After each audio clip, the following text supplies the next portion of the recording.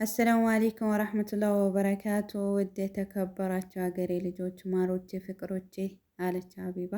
እንዴት ናችሁ? ሰላም ናችሁ? አልሐምዱሊላህ ረብል ዓለሚን እኔ ጋር ሁሉም ሰላም ነው እላችኋለሁ።